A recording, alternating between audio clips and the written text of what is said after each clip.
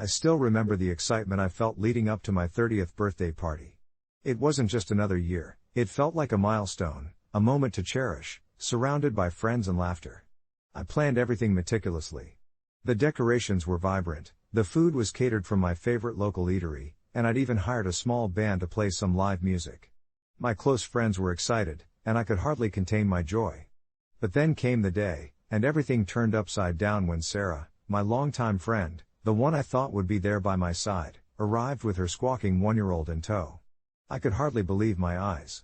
As I wrapped my arms around her for a hug, I noticed the baby, a tiny creature with bright eyes and a loud wail, clinging to her. "Hey, I couldn't find a babysitter last minute," she said with an apologetic smile. I'd always been supportive of my friends and their parenting struggles, but there was a time and a place, this wasn't it. As the evening wore on, the baby cried incessantly, punctuating the lively music with screams that made small talk nearly impossible. I felt my heart sinking. My friends were dodging the noise, trying their best to focus on conversations, but I could see the cliques breaking apart, the laughter dwindling. It was devastating to watch something that I'd meticulously crafted slowly deteriorate into chaos. I'd waited so long for a night of celebration, and now, all I could think about was how to salvage the joy. After a while, I found Sarah alone in the kitchen, the baby resting uncharacteristically quiet in her arms. I could see it in her eyes, she was tired, and I knew the stress of this situation weighed heavily on her. But I thought about all my friends gathered in my living room, their faces strained in an effort to connect amid the wreckage of the birthday festivities. So, I took a deep breath, steeling myself for what I was about to say.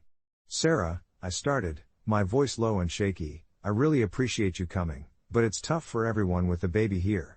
Do you think you could?" I trailed off, unsure how to finish. I saw thoughts racing across Sarah's face, hurt, understanding, and then a kind of acceptance tinged with sorrow. "You want me to leave?" she asked, her voice barely a whisper. "It's my birthday, and I just wanted a fun night with everyone," I replied, my heart aching. In that moment, I felt like the villain of my own story. Asking her to leave felt selfish, but staying meant sacrificing my happiness, and potentially everyone else's. With a sad smile, she nodded, understanding the difficult position I was in. "I'll go." "I'm sorry," she murmured. As I watched her gather her things and slip away into the night, I felt a whirlwind of conflicting emotions. Relief washed over me, mixed with guilt that left a heavy stone sitting in my gut. I couldn't believe I'd asked a friend to leave, but the party resumed after her exit. The music felt lighter, the laughter returned, but in the quiet moments, I kept reflecting on what had just happened. Was I truly the asshole for wanting a night free of distractions? I spent days questioning my choice and wondering if I'd made the right decision. It felt wrong to sacrifice the joy of my celebration for what felt like a moment of parental struggle. Eventually, I reached out to Sarah, uncertain and nervous, but I knew I needed closure. To my surprise, she responded with grace, assuring me that I wasn't a bad friend. She understood. We talked, and she shared the exhaustion and difficulty of being a new parent, how hard it was to navigate friendships that once felt easy. As we worked through the emotions, our bond deepened, and I realized that sometimes, in friendships, things get messy, and it's okay to feel conflicted. It didn't totally erase my guilt, but knowing she understood made it a little bit lighter. That birthday became a lesson wrapped in a celebration, the importance of communication, understanding, and the love that binds us, even when situations get messy. As the night wore on, the air around us thick with balloons and the scent of cake, I found myself reflecting on how much had changed since the prior awkward moments. Laughter floated through the room like a warm blanket, reminding me of the joy we had all gathered to share. My friends were unwaveringly supportive, sipping their drinks and sharing stories, and it felt like the chaotic energy from earlier had melted into something more comfortable. Everyone had rallied to lift my spirits after that initial frustration, and in that moment, I began to feel celebratory again. But it didn't just stop there. My conversation with Sarah had opened my eyes to her world. I watched as she lovingly cradled her baby, who had finally quieted down, his little head resting against her shoulder. The sight brought a new wave of understanding. I had never completely grasped the challenges she faced as a new mother, the weight of responsibility mixed with exhaustion. As we spoke deeper into the night, she shared anecdotes from those first few months, the frightening sleepless nights, the endless worries, the whirlwind of love and confusion that came with a tiny human being entirely dependent on her. I found it fascinating, the way she navigated her life now so differently than before, and while my birthday was supposed to be about me, It had quickly become a channel for both of us to process our feelings, her about the struggles of new parenthood, me about feeling selfish for wanting the party to be a carefree escape. In those moments of raw honesty, I could sense our friendship evolve. It wasn't just me and Sarah from college trying to cling to the past. We were two adults carving out a new understanding of each other, moving forward even if our paths didn't look the same anymore. We laughed, cried, and even joked about how I could have set up a designated baby zone at my party, something I wouldn't have imagined saying just a few hours earlier. It felt refreshing to let go of the guilt that had been chasing me since that afternoon. I didn't know how to balance all these conflicting feelings, but talking it out with her made it feel less like a burden. As the clock ticked closer to midnight, and my friends began to trickle out with dollops of cake in hand, I felt a soft weight settle in my chest. It was a bittersweet mix of joy and melancholy. While the party was winding down, I also realized that this night had given birth to an unexpected clarity. I wrapped my arms around Sarah, and she melted into the hug like we'd done so many times before in our carefree youth. Instead of the usual light-hearted farewells, I whispered how grateful I was for her, and she echoed the sentiment. I could see it in her eyes. She was still the same friend I'd known, just now with layers, stories, and scars that I hadn't understood before. Later that night, after everyone had trickled away, I sat alone at the remnants of my birthday party, an untouched piece of cake still glaring at me from the table. I realized how this new chapter was more than just me getting older. It was about understanding that friendships ebb and flow with the seasons of life. We might not be able to hang out like we used to or do spontaneous fun things, but what we could do was find new bonds in the changes, in the complexities. It definitely wouldn't be smooth sailing, but after tonight, I felt excited to navigate it all together, kinks and all. This birthday, marked by its chaos, had gifted me the insight that sometimes what we need most is to listen, to empathize, and to embrace the messiness. Isn't that what growing up is about? As I fell asleep that night, visions of laughter and quiet conversations danced through my mind, weaving a tapestry that felt more profound than any single celebration could encapsulate. The days following the party carried a kind of buoyant energy, a strange mix of nostalgia and hope that wrapped around me like a favorite sweater. I found myself reaching out more frequently to Mia, now not just because of obligation, but out of genuine interest in her experiences as a new mom. Our conversations began to evolve. We'd swap horror stories about sleepless nights smeared with moments of joy that made the chaos feel almost poetic. I realized I'd never fully appreciated how much love and sheer determination went into being a parent until Mia shared her day-to-day reality, painting the mundane and the profound with the same brush. It was beautiful in its honest messiness, just like the night of my birthday. One rainy Thursday, as the sky poured like it was trying to wash the world clean, Mia stopped by for coffee. The heavy scent of freshly brewed espresso filled my small apartment as we nestled into the couch, her with her favorite throw blanket draped over her shoulders, me with a comfy sweatshirt and an eagerness that buzzed in the air around us. We laughed at an embarrassing story I shared about my awkward teenage years, and I could see her eyes light up as she ventured into her own past indignities. It felt like we were reclaiming some of the uncomplicated joys we'd shared before parenthood had stepped in to complicate things. But just when I thought the moment was blissfully drifting toward nostalgia, her phone erupted into a symphony of cries and vibrations. She looked apologetic as she fumbled for the device, and in that instant, it hit me just how much her life had changed. I could see the toll it took, the way her smile faltered for just a moment, like she was being pulled back into a world of responsibilities and sleepless nights. She answered the call, and I listened softly as the familiar sounds of a cooing baby interspersed with honking cars drifted from her phone. Often, I'd tried to imagine where our friendship would go, how the kids would be a part of it or how midnight calls would intersect with a new reality. But in that instant, seeing her navigate motherhood while holding on to our friendship, it felt like we were carving a new path together, one where complexities were acknowledged but not allowed to choke the bond we had. Post-call, Mia looked exhausted but refreshed, a paradox I was getting used to witnessing. "Sorry, it was my mom. She's picking up dinner so I can actually enjoy a night off," she explained, her voice lightening. I teased her about how she wasn't taking me out for dinner, and she laughed openly, the hearty sound pouring warmth through the room.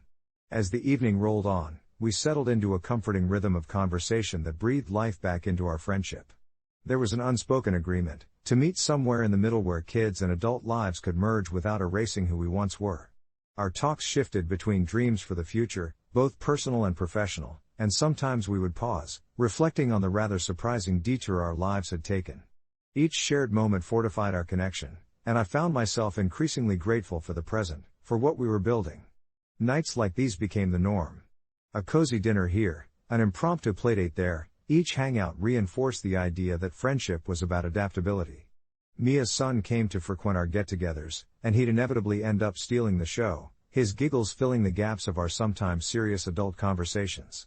While there were still moments of overwhelming chaos, and I admit, there were times when I found myself longing for those carefree days without baby talk and nap schedules, I often felt a new richness in the friendship that was slowly blossoming. As time passed, those tidbits of laughter echoed in my home, changing what I thought was needed to celebrate life's milestones. I came to embrace the idea that growth doesn't come from shying away from challenges but rather from embracing them fully. Each new layer added depth to our friendship, reminding me how still water runs deep. There was a moment, weeks after the party and our newfound understanding, when I had a creeping thought of guilt rise back up. Had it all been worth it? The struggles felt real and convoluted. But on a sunny afternoon with a gentle breeze wafting through my windows, as Mia's son giggled and reached for a crayon, painting the world with bright strokes, I felt an overwhelming wash of certainty. I was so glad I'd navigated this journey with her. Friendships may bend, but they don't break, they just find new shapes, new stories to tell.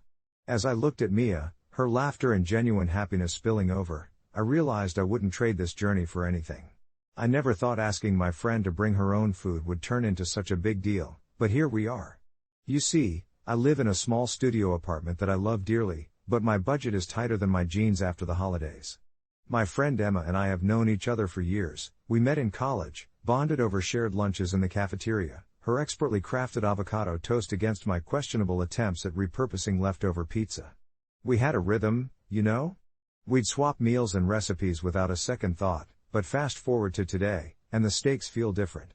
When Emma texted me last week asking to come over, I felt a surge of excitement, followed by that familiar pang of anxiety about dinner. My cupboards had become depressingly bare. An empty fridge greeted me each time I opened it, which was a stark contrast to the last few years when I had a solid stock of ingredients. I quickly realized that it wouldn't be fair to expect her to feast on my sad assortment of condiments and a wilted cucumber. So, sheepishly, I sent her a text with a suggestion. Hey! Love to have you over. Would you mind bringing something to munch on? As soon as I hit send, a knot twisted in my stomach. Was I being rude? I shook my head, trying to dismiss the nagging thoughts that followed. I wasn't trying to be stingy, just practical. But as the evening approached, I could feel my anxiety building. When she arrived, her expression was a mix of surprise and a hint of disappointment, and I immediately felt small. You really asked me to bring food? She laughed, her eyes slightly narrowed. It cut deep. I just thought, I stammered, trying to make sense of my own reasoning. I haven't had the chance to go grocery shopping this week. Creating a facade that everything was fine, I eached out for her usual laid-back demeanor, hoping it would lighten the mood. Instead, my home felt suddenly electric with tension. We settled on my tiny couch with a bowl of popcorn she had graciously brought. The crunches were too loud, filling the silence that stretched between us. I wanted to explain, to really convey my struggles, both financially and emotionally, but every attempt felt stunted, a half-formed thought getting lost in the noise of our moment. As we forced laughter while reminiscing about old times, I could sense that our dynamic had shifted slightly, and I wasn't sure how to mend it. After she left, I spent the rest of the night thinking about how trivial my request had been. Was I really the jerk for trying to be responsible, or had I crossed some invisible line in our friendship? Days turned into a week, and I'll admit, I was too cowardly to reach out. I thought about everything in a loop, replaying moments that I wished I had handled differently. Eventually, curiosity got the better of me, and I started drafting a post on a Reddit thread. My heart raced as the words poured out, sharing every doubt I had, every moment of joy and sorrow we'd experienced together. I anxiously awaited responses. To my surprise, the comments flooded in with empathy and understanding. "You're not an asshole, you're just being cautious," one user wrote. Their kind sentences soothed my worries a little, reminding me that I wasn't alone in navigating these awkward dynamics. A few days later, to my shock, Emma surprised me with a visit. This time, she showed up with a homemade pizza, not just any pizza, but one with toppings we used to argue about in school. We laughed until we cried over memories and bad ingredients, finally feeling like ourselves again amidst the melted cheese and gooey toppings. As we shared the meal, it occurred to me that this little hiccup wasn't a final verdict on our friendship. If anything, it opened the door for deeper honesty, that sometimes we need to be real about our situations, no matter how uncomfortable it feels. We talked it out, and it felt refreshing. I found comfort in her reassurance that there were no hard feelings. As I watched her eat, my heart softened more than I thought possible. I knew I still had a way to go with being open and vulnerable, learning to ask for help without shame, and recognizing the beauty of shared meals, no matter who brought the food. As we sat there, the warmth of the late afternoon sun spilling through my kitchen window, I couldn't help but reflect on how this little spat had shifted the ground beneath our feet. The table, now laden with an odd assortment of takeout containers and half-eaten dinners, felt transformed from a battleground into a sanctuary of sorts. As Sarah absent-mindedly picked at her fries, a mix of ketchup and ranch smeared across her plate, I felt grateful for her ability to laugh at the situation. "You know," she said between bites, "I could have easily been more upset. But in the grand scheme of things, it's just food." Her smile was genuine, but I knew there was a depth to it that hinted at her own struggles. I watched her, realizing that my discomfort had resonated with something deeper inside her as well. Maybe we both carried a little baggage that we had been hesitant to unpack. The conversation meandered from deep reflections on our friendship to lighter topics, like the hilarious antics of our mutual friends and the latest Netflix series we had been binging. With every joke, every shared look of amusement, I felt a layer of tension peel away. It was strange how vulnerability had become the unexpected glue holding our evening together, and I couldn't shake the feeling that this was a pivotal moment. For once, instead of clenching my fists over my own insecurities, I was loosening the grip and allowing acceptance into the cracks.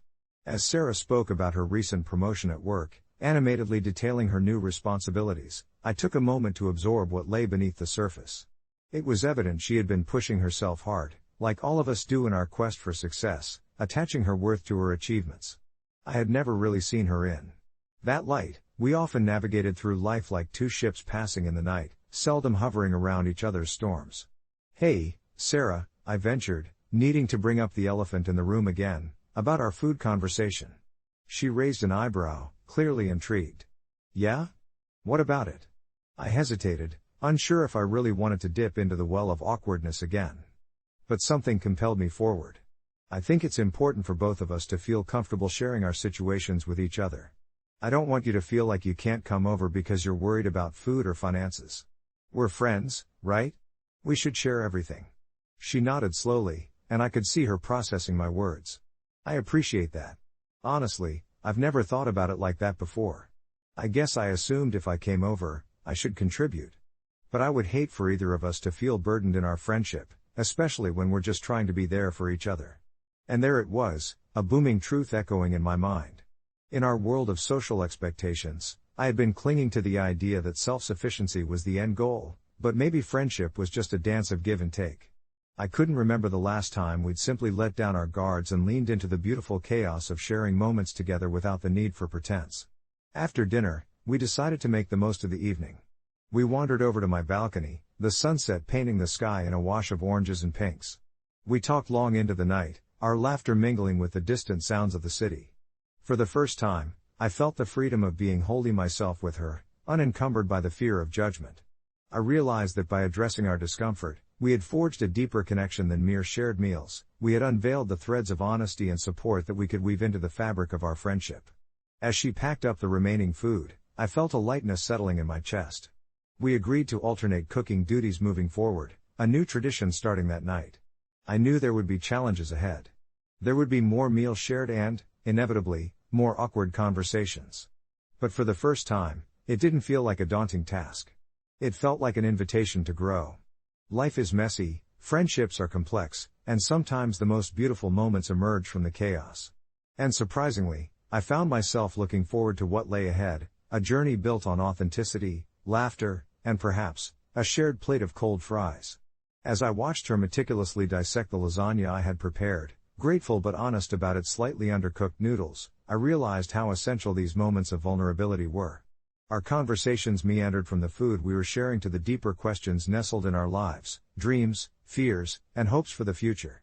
I learned that she had been feeling overwhelmed at work, juggling deadlines like a circus performer. With flaming torches. "Sometimes I just want to quit," she admitted between bites, her voice small as if admitting defeat. I could see the stress etched on her face, the corners of her mouth twitching downwards, and it stirred something deep inside me. We exchanged reassurances, Her struggles reminded me of my own, and perhaps that was why I felt compelled to invite her in the first place. The sound of forks clinking against plates filled the quiet space between us, creating a rhythm that felt comforting, like the pulse of a warm heartbeat. I offered her a second slice, and she graciously accepted, saying something about needing all the sustenance she could get. As she dug in with genuine appreciation, I felt a sense of connection bloom, vibrant and alive between us. It was a revelation, right there, amidst the backdrop of my cozy, albeit cluttered kitchen. I discovered that sharing wasn't solely about the food.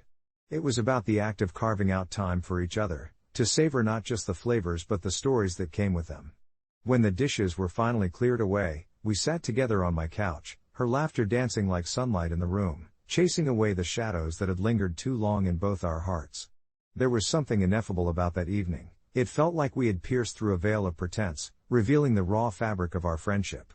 I assured her we'd tackle the cooking duties equally, promising to bring my best every time, except for the cold fries incident. We both chuckled at that one.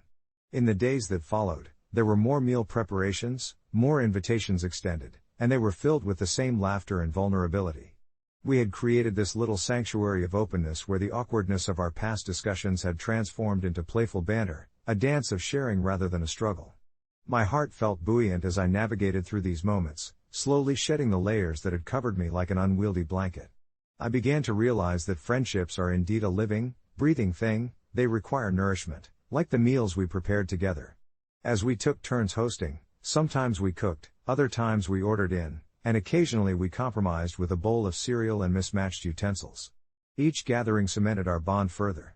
Gradually, I learned to voice my feelings without fear, sharing my insecurities, my worries, and yes, even my cravings.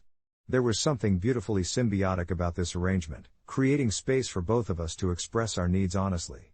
One evening, as we sat surrounded by half-empty pizza boxes and laughter spilling into the corners of my living room, I caught a glimpse of the journey we had traveled. The small discomfort of that first conversation felt like a stepping stone leading us into territory rich with understanding and connection. I realize now that our friendship isn't just about bringing food, it's about bringing ourselves into the open, flaws and all. As warm memories threaded together with laughter and late-night heart-to-hearts, I couldn't help but feel grateful for the bumps along the road. They had carved out this rhythm of authenticity in my life, reminding me that vulnerability isn't something to be feared, it's a bridge connecting us to one another in this beautifully messy thing we call life.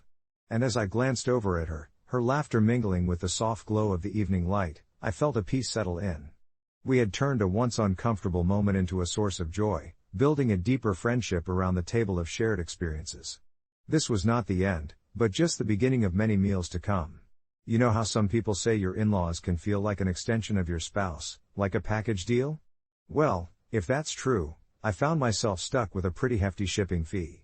My husband, Daniel, comes from a tight-knit family that abides by a tradition they've held for generations. Every Thanksgiving, they gather at his parents' home, all 25 of them crammed in like sardines, to whip up a homemade feast, complete with a turkey so large it could probably feed a small village.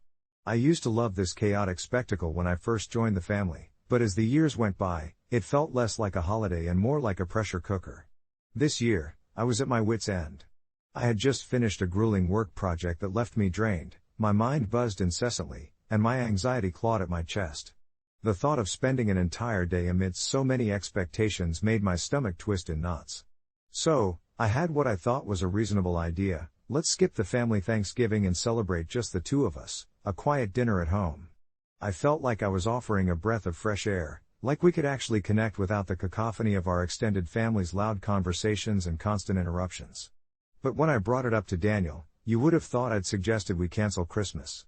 His face fell, and within seconds, the warmth in his eyes vanished. It's tradition, he said, his voice steady but edged with disappointment, as if I were trying to rob him of an important piece of his childhood. I could feel my heart sinking with each word, and the battle within me escalated. I knew how much this meant to him, a way to feel connected to his past, to his roots, but didn't my well-being come into play too? The days dragged on as I tried to convince myself that I wasn't being selfish. My phone buzzed with messages from his family, excited invitations layered with mouth-watering food photos. "We can't wait to see you," they enthused. Meanwhile, I sat alone in my thoughts, unnerved by the fact that my choice felt like a tug-of-war in my marriage. One night, I climbed into bed feeling a mixture of guilt and fervor. "Are you seriously not going to support me in this?" I confronted him, desperately searching for understanding. "You know how stressed I am." But the conversation only spiraled, and by the time we went to sleep, we hadn't resolved anything, drifting into our restless slumber with the weight of unsaid words pressing down on us. The morning of Thanksgiving arrived, and I found myself standing in our kitchen alone, staring down at a measly chicken breast and a box of stuffing I had half-heartedly set out, a stark contrast to any festive spread.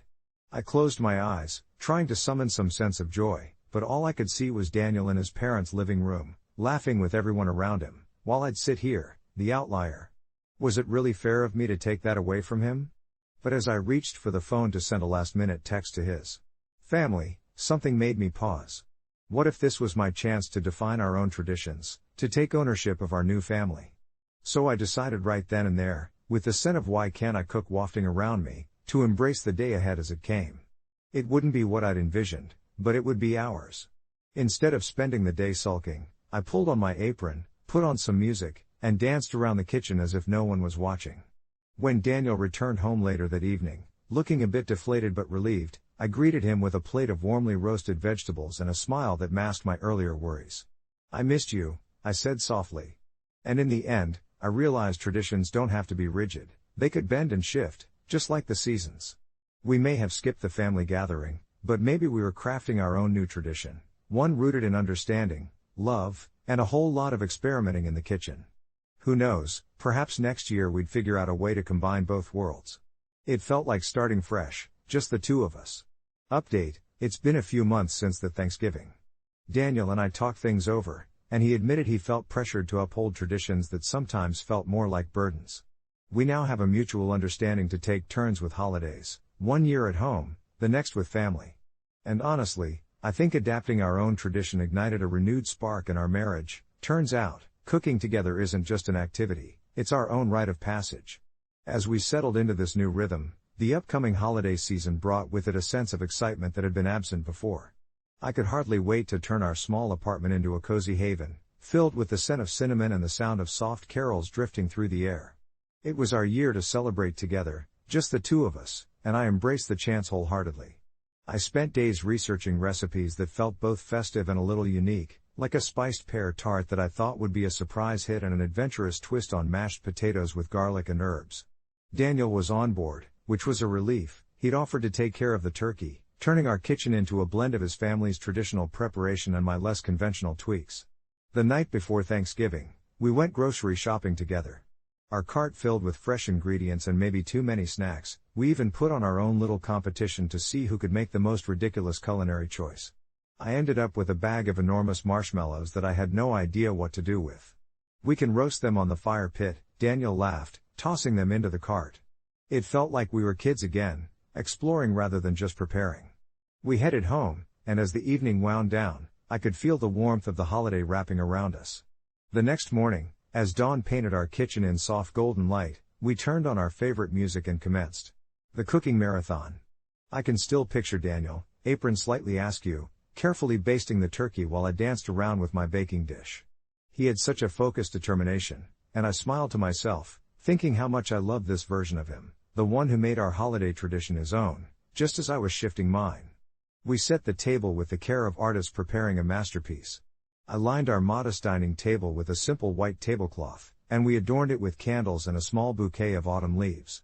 Each detail felt like a stitch in the fabric of our new tradition. But as we filled our plates with the food we had cooked together, a part of me remained anxious. What would my family think in just a few days when they came over for dessert? Would they accept this new direction we had taken? When my family arrived later that weekend, I poured all my nervous energy into being the perfect hostess, hoping that they would see the love beneath the different setup. Thankfully, they stepped in with warm hugs and familiar laughter that made my heart swell, easing the tension I had felt brewing at the back of my mind. I could see Daniel engaging with my family, joking about the turkey and exchanging culinary tips, and for a moment, I felt a rush of relief and excitement.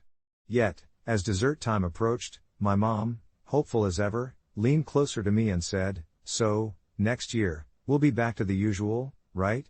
The question took me off guard, and I felt my stomach drop slightly.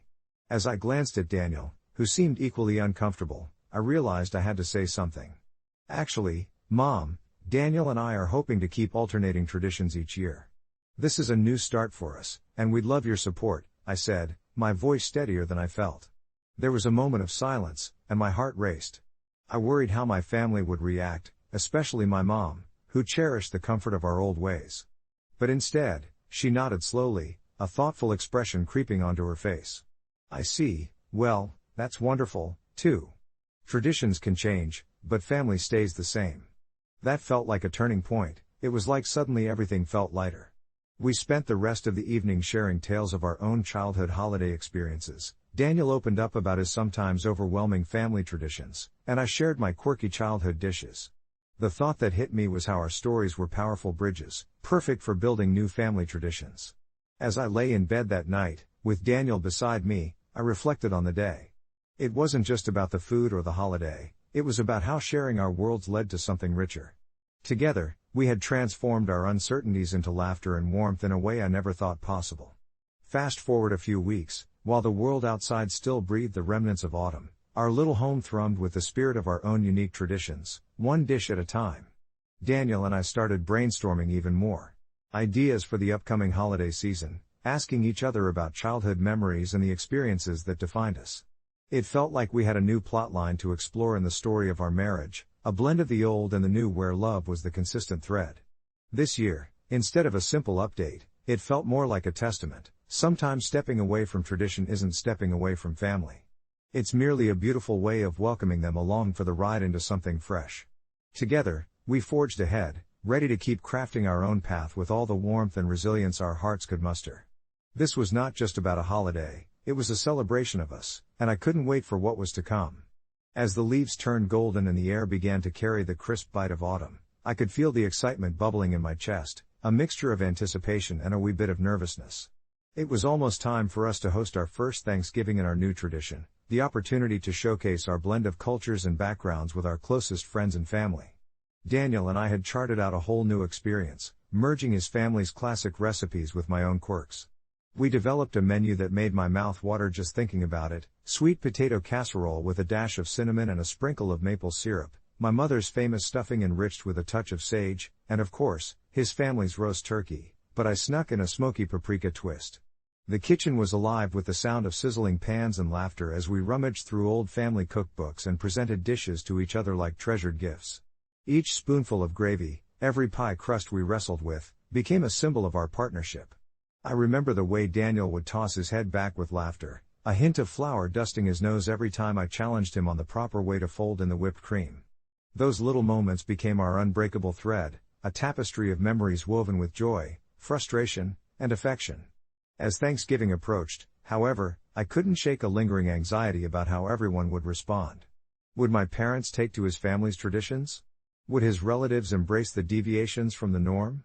The night before the big day, I found myself lying awake, staring at the ceiling, mulling over my feelings as the weight of expectation settled upon my chest. It was more than just any family gathering, it was holding the potential for either acceptance or pushback. When the big day finally arrived, the air was thick with the smell of roasted turkey and fresh herbs, a heady mix that seemed to wrap around us like a warm embrace. Our small home was filled with love and laughter as guests trickled in, greeting each other with hugs and excited chatter. I caught momentary glances of worry on my parents' faces, but when I saw Daniel's Aunt Linda laughing heartily at a joke my dad had told, my heart eased slightly. Dinner was a beautiful disaster. Just as we all sat down to eat, the turkey, in all its glory, let loose a spray of juices, making Daniel and me erupt in giggles while our guests shot us amused glances. My mom offered a spoonful of real gravy while Daniel proudly served his paprika gravy, and I watched, holding my breath for the first bite. The moment felt electric. Much to my surprise, the two gravies aged like fine wine, drawing compliments from all corners of the table. Mixed conversations flowed over platters filled with vibrant colors, a mosaic of flavors that told stories of our families and their histories. As I watched my parents invest in Daniel's family's tales and traditions, my heart swelled. There we sat, weaving the old and the new into something that belonged to all of us, intertwined in understanding and affection rather than obligation. By the time dessert rolled around, I felt different, lighter, more alive. I looked across the table at Daniel, who caught my gaze and smiled, his eyes twinkling with a blend of pride and amusement at the embarrassing mishaps of the day. The evening ended with us all clinking our glasses, a chorus of gratitude ringing out as we celebrated not only the food but the promise of togetherness. The echo of laughter settled like a warm quilt draped over our shoulders, enfolding us in a newfound appreciation for life, each of us, together. As our guests began to leave, I joined Daniel by the door, quietly savoring the moment. It dawned on me that stepping away from rigid traditions opened doors I never knew existed. It wasn't about rejecting the past, it was about embracing possibilities, finding fresh beginnings even in the heart of cherished history. That night felt like more than just a holiday dinner, it was a collection of little miracles, each one reminding me that families can indeed forge ahead, carving paths anew while carrying legacies along for the ride. As we cleaned up together, Daniel leaned against the counter, a satisfied grin on his face. "Maybe Thanksgiving doesn't have to fit into a box," he said, brushing crumbs into the trash. "Maybe it just has to feel like home." And in that moment, surrounded by remnants of laughter and a shared future, I knew without a doubt that we were building our own journey, brick by brick, and I wouldn't have it any other way. I never thought I'd find myself standing on the deck of our Airbnb, the salty breeze tangling my hair, trying to figure out how to keep my brother-in-law away from my kids. It all started when I decided to invite my husband's family for a week at the beach. The idea was to create some lasting memories, let the kids play in the surf, and reconnect as a family. But then there was Greg, my sister-in-law's husband. He wasn't a bad guy, but he had this incessant knack for teasing the kids. It began as harmless banter, but soon his jokes turned sharp. I watched as my 6-year-old, Mia, came back to me in tears after Greg's joke about her being a slow swimmer. And then it escalated the next day when Greg pointed out that my 8-year-old son, Jake, couldn't hit a baseball to save his life, all while pretending to take a swing himself. At first, I brushed it off. Just Greg being Greg, I told myself, the mantra echoing in my head as I tried to chalk it up to some misguided humor. But as the days rolled by, I found myself anxious in his presence, hoping he wouldn't take another jab at my kids, dreading the next meltdown. We were here to have fun, not for my children to feel belittled. It all came to a head one afternoon. We were packing up a cooler for a family outing when Greg took a playful jab at Mia again, this time something about her not being able to build a sandcastle to save her life. I felt a heat rising inside me, a protective instinct sparking. "Hey, Greg," I said, my tone sharper than I intended, "if you don't stop picking on my kids, you won't be invited on the trip tomorrow." The words hung in the air, shocking everyone into silence. Greg looked taken aback, and I could feel the weight of his gaze. My sister-in-law's mouth dropped open in disbelief. The kids froze, wide-eyed, unsure how to react. I felt a rush of guilt wash over me. Was I too harsh? But then all I could see were my kids' bruised little hearts. That night, I lay awake, replaying the event over and over in my mind. Was I the jerk for stepping in? Should I have handled it differently? Maybe I could have talked to him privately, but I felt like my only choices were to protect my children or to stay silent and watch them suffer. The next day, Greg didn't come with us. He stayed back at the house, leaving a cold silence in his absence. I felt a strange mix of relief and guilt. The kids splashed and built sandcastles, unbothered and free, but I couldn't shake the thought that maybe I had created a rift. Later, as we gathered for dinner, I felt the tension at the table. Greg's absence loomed large, and I braced myself for the conversation that was bound to come. My sister-in-law finally broke the silence. "You know he really meant no harm, right?" she said cautiously. "He can be a bit rough around the edges, but he loves the kids." I felt my chest tighten. Love shouldn't hurt, I thought, and that wasn't enough of a justification for me. I took a deep breath and voiced my side about the impact of his words, how they affected my kids. There was a strange moment of quiet understanding, a space where we both recognized the complexities of family dynamics. By the end of the week, Greg and I had a quiet resolution. He apologized in his own awkward fashion, a half-hearted joke, but I could see sincerity in his eyes. It wasn't perfect, but we reached a temporary peace. I left feeling like a warrior for my kids, and an uneasy truce was found among family ties. It's been a month since then, and while the trip was awkward, I think it helped all of us realize where the lines were drawn. The kids are blooming, their laughter a reminder of what family should be. But I still check in on myself. Was I too protective? AITA for trying to stand up for my children? Maybe not. Maybe it's just a sign of the protective grit that comes with being a mom. I may not have all the answers, but for now, I'll keep holding the line, even if it gets messy sometimes. Life continues to be a delicate balance, doesn't it? I never thought I would find myself reflecting so deeply on the dynamics of family, especially not after that unnerving vacation with my brother-in-law, Marco. Each day, as I watch my kids blossom into their vibrant selves, I'm reminded of how pivotal that moment was for us, how one uncomfortable confrontation shifted our family's narrative. I was always the laid-back parent, the one who encouraged my kids to express themselves, make mistakes, and learn from them. But seeing Marco constantly undercut them, his teasing slipping casually into mean-spirited jabs, flipped a switch in me. In those moments of hurt, the quiet desperation of wanting to protect my children surged forth. I realized standing up for them meant drawing boundaries, even with family, and that realization opened my eyes to a truth I had previously dismissed. Not all adults understand that their words hold weight, especially around impressionable little souls. That conflict continues to echo in my mind. Sometimes, when I lie awake at night, I question if I went too far. Was I too protective?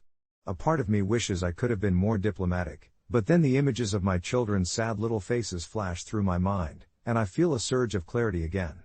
I can't let them believe that mockery is a form of love. My heart aches at the thought that they might think that's acceptable behavior from anyone, let alone family. We've been discussing feelings a lot lately, what makes them sad, what makes them happy, and just 2 nights ago, when my eldest, Lily, informed me with her big, inquisitive eyes that Marco's jokes don't make her feel very good, I felt the validation I needed.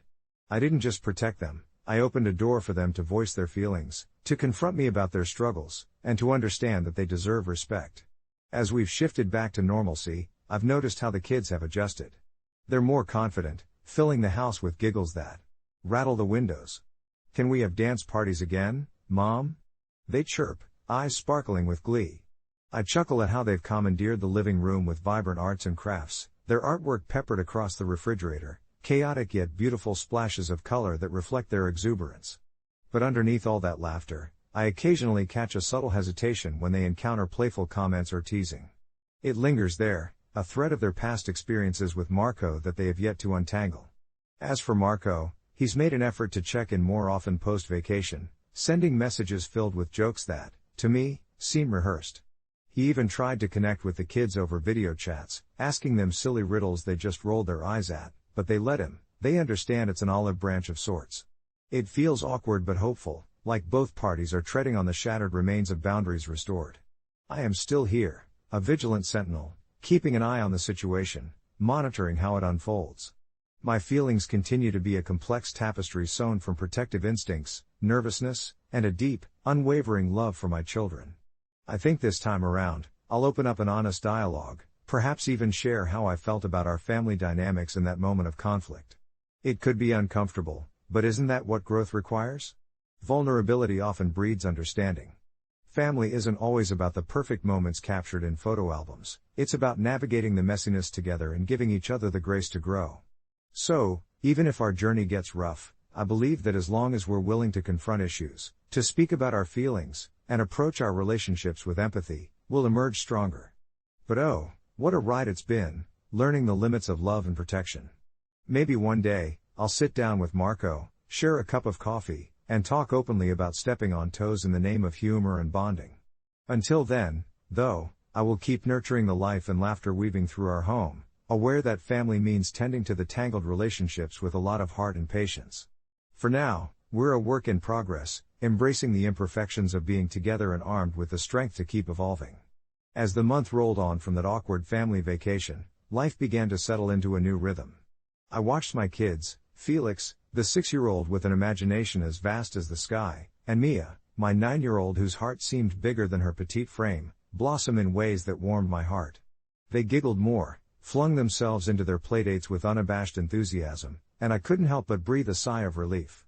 Their laughter echoed in our home, echoing reminders that joy can reign even amid the tangled threads of family dynamics.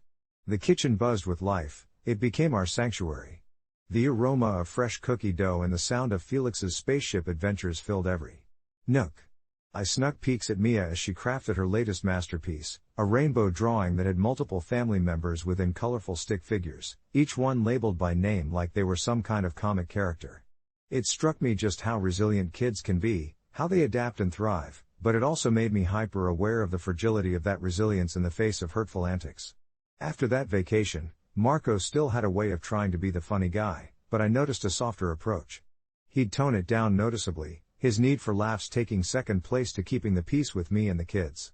I found solace in this reset.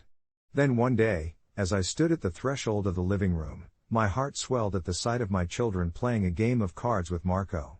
They were bent over the table, exchanging stories through shouts and giggles, and for a moment, the past tensions felt like a distant memory. Still, the cautious mom in me remained vigilant. One afternoon, Marco called to chat. It was curious how easily we fell back into the ebb and flow of conversation, the casual banter of family. "You know," he started, "I've been thinking about how I joke with the kids." There was hesitance in his voice, a tentative honesty that made my heart soften. I didn't mean to cross any lines. I thought it was all in good fun. I sat at the kitchen table, fingers wrapped around my mug, hot steam wafting toward my face. "I know you didn't. But humor is a tricky thing, especially when it can feel so personal. Kids have a way of wearing their hearts on their sleeves, and I think sometimes they don't see the bigger picture in jokes." He was quiet for a moment, absorbing my words. "Yeah. I get that. I guess I've been learning that just being an uncle isn't just about the fun and games. It's about being someone they can rely on too." I could hear the sincerity in his tone, and it felt refreshing. We ended our conversation with an unspoken understanding, the kind that lingers in the air long after the words have been said. It was a step forward, albeit a small one, like a cautious baby taking its first steps. That weekend, we hosted a family barbecue, the kind filled with laughter, sizzling burgers, and kids darting through the yard as they played tag. Marco was there, ready as ever to delve into games with Felix, which he did with a newfound gentleness. When Mia proudly showcased the drawings she created in art class, he knelt down, genuinely interested. "Is that me?" he asked, carefully pointing to a stick figure that had spiky hair and a wide grin. It struck me how, right then, there was a bridge forming between them, an unintentional bond shaped by respect rather than humor. In that moment, I realized that building a family isn't about perfection but about navigating the chaos together. As the evening wound down and dusk dipped its fingers across the sky, I felt a wave of contentment wash over me. My children were thriving, Marco was evolving, and I was learning to let go just a little bit, trusting that our relationships could be nurtured rather than forced. Perhaps that was the real lesson. We're all imperfect, bumping against each other, yet it's in this beautifully chaotic dance where the most profound growth occurs. That night, as I tucked the kids into bed, I pressed a kiss against their foreheads, my heart swelling with gratitude for the messy, vibrant tapestry of family life. I may not have all the answers, but a sense of hope lingered in the air, a blossoming understanding that we're all doing our best, one day at a time. I never thought I'd find myself in a position where I'd have to question whether or not I was the asshole for something so trivial, but here I was, staring at a pot of burnt spaghetti and 1,000 thoughts swirling in my head. That's how it always started, my wife Kelly's cooking adventures. The first time we had dinner together, she crafted this incredible dish that made my taste buds dance. I thought I'd struck gold. But as months turned into years, I came to realize that her culinary skill wasn't so much an adventure as it was an ongoing gamble. Sometimes we'd feast like kings, and other times, well, let's just say a pizza delivery was always a phone call away. It wasn't that she didn't try, she genuinely loved to cook. I admired her passion and enthusiasm, often overshadowing her misadventures in the kitchen with supportive cheers and lighthearted jokes. What I did not count on was how that playful joking would snap back one evening when frustration eclipsed my empathy. It was a Tuesday, the day she usually cooked and, as fate would have it, she attempted a new recipe from a cooking show she'd binge-watched. I could hear the sizzle from the living room. Hours passed, the aroma was less vibrant than I remembered, and I felt a knot of instinctual dread. When she finally presented her new creation, my heart sank. It was, remarkably, a gloppy mass that resembled the aftermath of a science experiment gone wrong. I took a deep breath, knowing I should keep my mouth shut, but the words escaped before I could catch them. "Kelly, maybe you shouldn't cook." The moment they left my lips, I could feel the weight of what I'd said crashing down on us. The laughter I'd hoped for with my light teasing transformed into a crumbling silence. Hurt flickered across her face, and with it, the shift in the atmosphere left me breathless. I defended myself, trying to explain my feelings, but I could see my words peeling back layers of her self-esteem, and it was suffocating. We ended up eating leftovers, both of us too wrapped in our own thoughts to even playfully argue about whose turn it was to pick the takeout. I went to bed that night wrestling with a whirlwind of guilt, convinced I'd crossed a line. Was I just frustrated from a long day? Or was I genuinely an asshole for being so blunt? I kept replaying her expression, that flicker of disappointment that felt like a stab to my heart. I tried to talk to her the next day, but the energy had shifted, she was quieter, her laughter diminished. I missed the light-hearted banter that filled our home, the warm aroma of love that cooking together always brought. After a few days of silence and the awkwardness that lingered like a bad aftertaste, I finally sat her down and apologized. I told her how much I cherished her attempts and how it didn't matter if dinner wasn't perfect, it was the effort and love behind it that counted. We talked, really talked, unraveling the misgivings each of us felt. I wanted her to know I wasn't trying to attack her passion, I was just overwhelmed by the constant letdowns. After that frank conversation, we came to an understanding, a cooking schedule that would help her try simpler meals and, on days when she wanted to experiment, we'd do it together. I think that's what our relationship needed, real communication. I still remember her eyes brightening at the thought of cooking together, and even as we stumbled through the recipes, we made a hell of a mess that turned into so many laughs. And honestly, that's what I needed too, a reminder that it's not about the food. It's about the love served alongside it. In the end, I realized we were both learning in our own way, catering to each other's strengths, and I could only hope that she never stopped experimenting in the kitchen, no matter what. It's funny how a simple spatula can become a bridge in a relationship, transforming small arguments over burnt toast into laughter over spilled sauce. I hadn't expected our cooking sessions to turn into something special, but as we continued, they became a staple of our weekends. We'd put on music, her playlist with those catchy pop songs that made me think of summer even in the snowy months, and take our time chopping, boiling, and mixing ingredients as if we were crafting a masterpiece rather than just a dinner. I can still hear her singing off-key while I struggled with the knife skills I'd picked up from culinary shows. The first time we attempted a homemade pizza, I thought it was going to end in disaster, given how she had no idea that dough needs to breathe.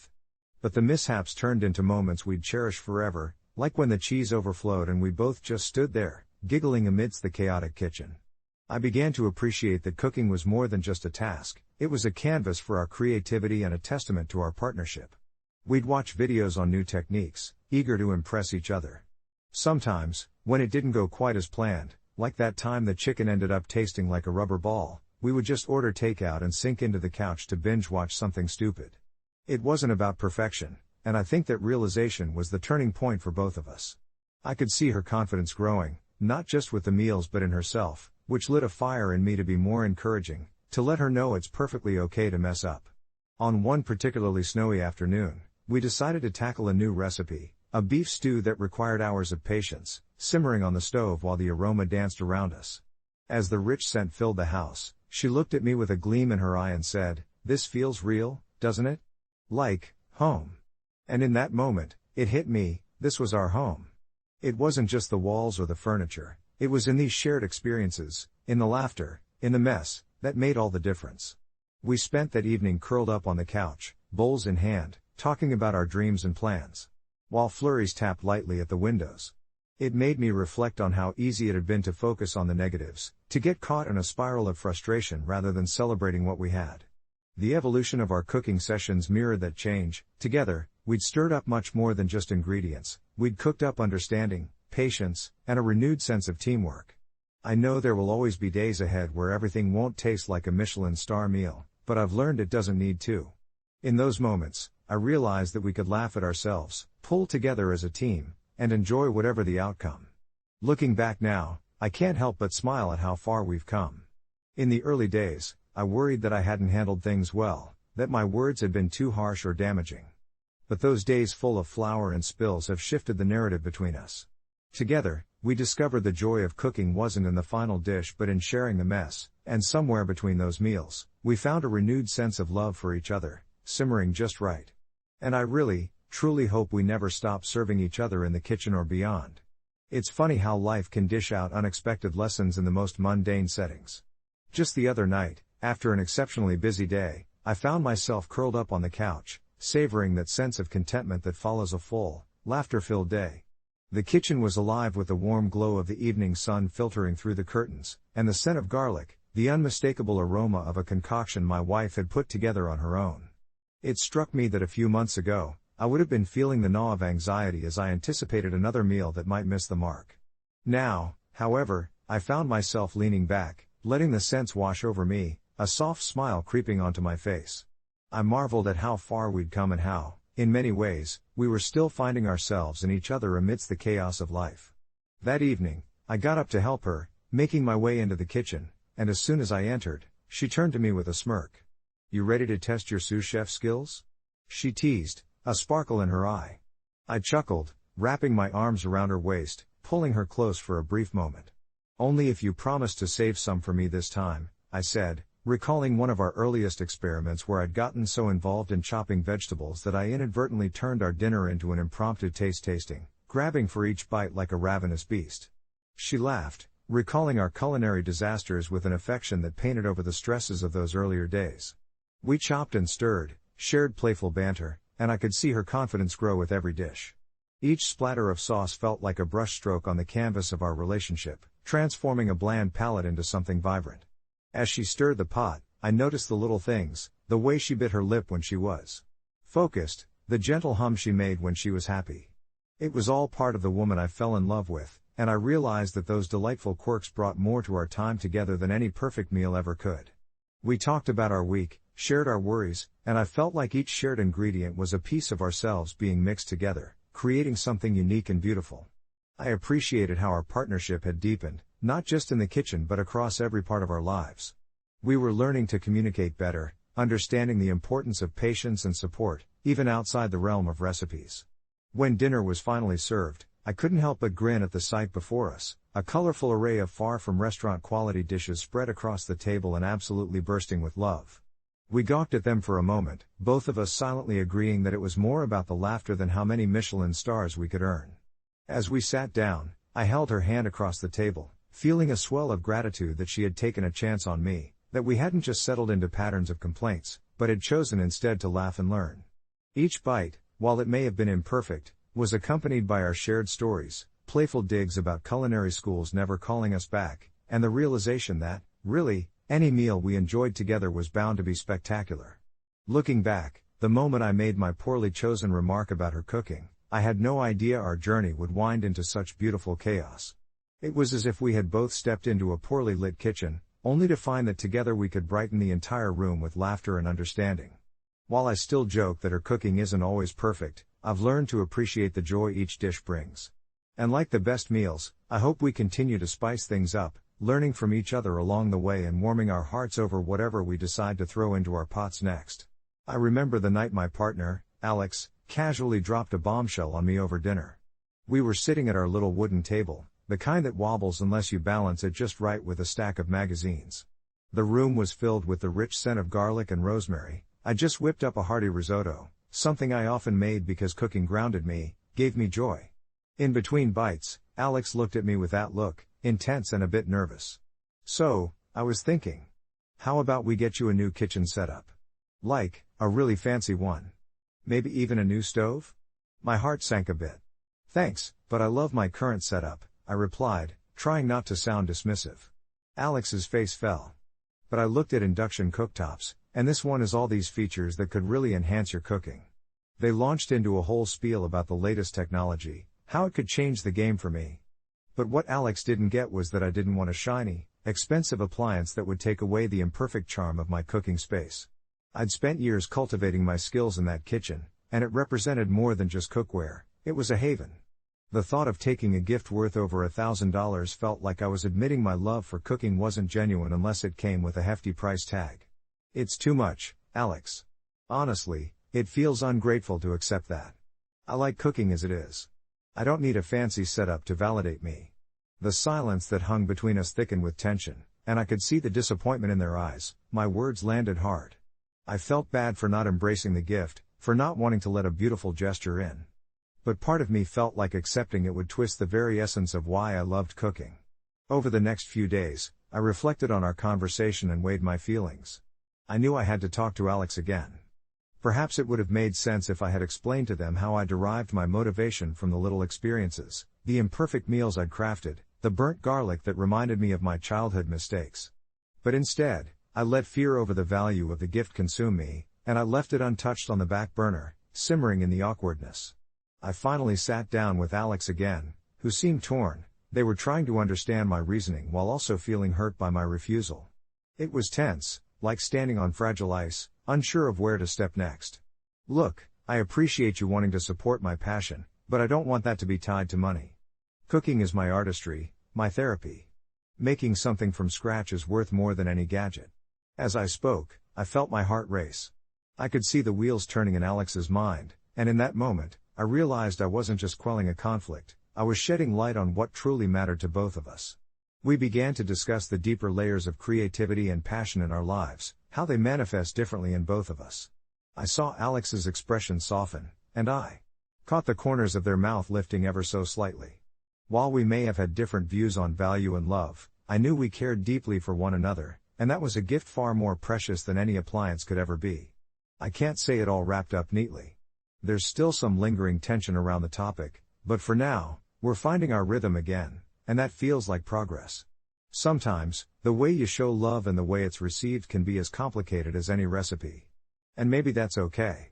As I settled into my chair at the kitchen table, surrounded by scents of rosemary and garlic from the roast I had left to marinate, I reflected on the strange tension that had emerged between Alex and me. Just the other day, I had found myself engrossed in my latest culinary adventure, chopping vegetables with a fierce determination, but the whole time, a cloud of unease loomed over my head. Here was my beloved partner, an amazing cook in their own right, wanting to express their love through the gift of a state-of-the-art mixer, and yet I found myself feeling boxed in rather than uplifted. "You don't trust me to create," I had said that afternoon, the words spilling out before I could catch them. I could almost see the confusion glaze over Alex's face. "It's not that at all," they replied softly, and I felt the truth in their voice, but the initial sting of their well-intentioned gift stuck with me like burnt sugar. I loved cooking, so much that I thrived on the messiness and improvisation it brought into my life. To me, cooking wasn't just about whipping up something delicious, it was a dance, an expression of my personality, and a way to weave my love for those I cared about into something tangible. But accepting that glimmering appliance felt like accepting that I couldn't do it in my own way anymore. Now, as I swept my eyes around our modest kitchen, I realized that all those mismatched utensils and pots, the faint scars on the wooden cutting board, each a small testimony to some culinary experimentation gone wrong, were more valuable to me than any countertop marvel. The lingering tension with Alex persisted in the most unexpected ways. It surfaced during our shared moments, like when I tried to chop herbs as we talked about our week.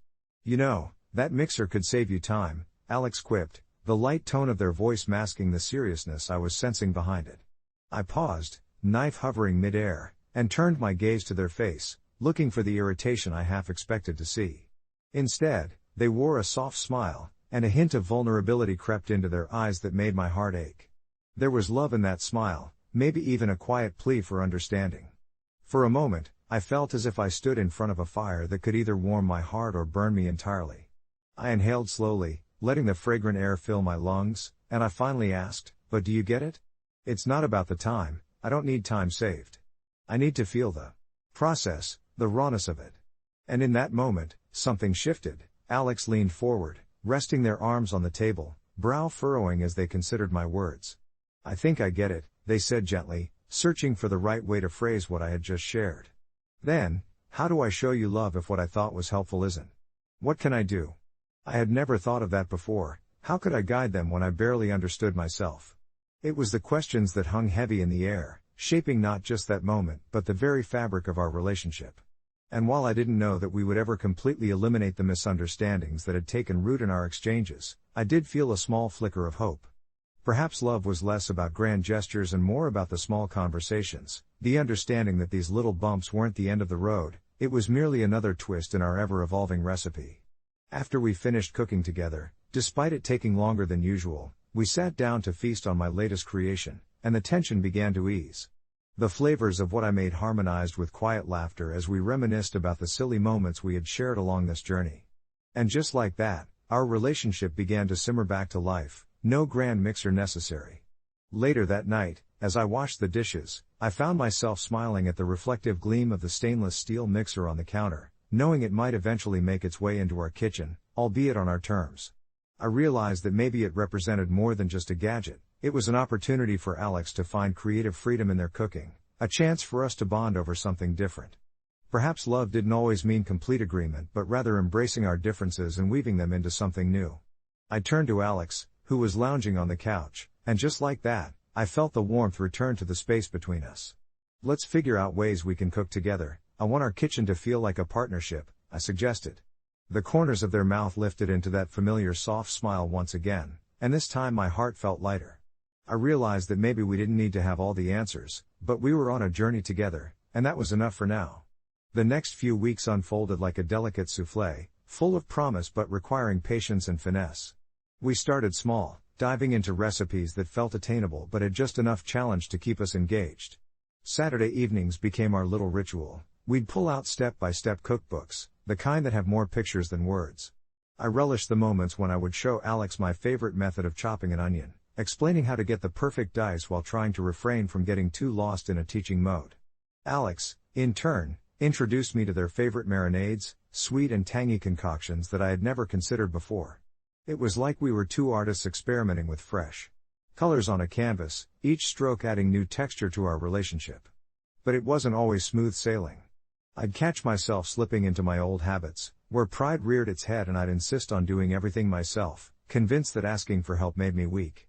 One night, while stirring a bubbling marinara sauce, I felt the pull in my stomach, an urge to handle everything from prep to cleanup just to prove my prowess. Alex leaned against the kitchen counter, arms crossed, watching me with those knowing eyes. It doesn't have to be perfect, you know. It should just be fun, they said gently, and I felt a flush of defensiveness rise within me. Yet, just like with any dish that requires adjusting ingredients based on taste, I took a breath and swallowed my pride. You're right, I admitted, setting the wooden spoon down. Can you help me chop some garlic? The light chuckle that escaped their lips was like music to my ears, dispelling the tension in the air. Together, we found a rhythm, hands moving in tandem, and I began to understand that making a meal wasn't solely about the end result, but rather the joy of the moment spent creating something together. As the aroma of our cooking filled the apartment, I noticed how laughter became a constant ingredient in our culinary experiment. We had our mishaps, a splatter of tomato sauce here, an overcooked piece of chicken there, but each blunder became a shared joke, a story to retell. One night, while we were wrestling with a particularly ambitious homemade pizza, it dawned on me how much closer we had grown through these shared experiences.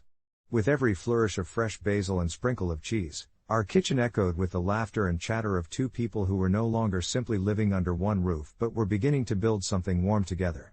Days turned into weeks, and slowly but surely, the kitchen transformed. It began holding memories, not just for Alex and me, but as a testament to our evolving partnership.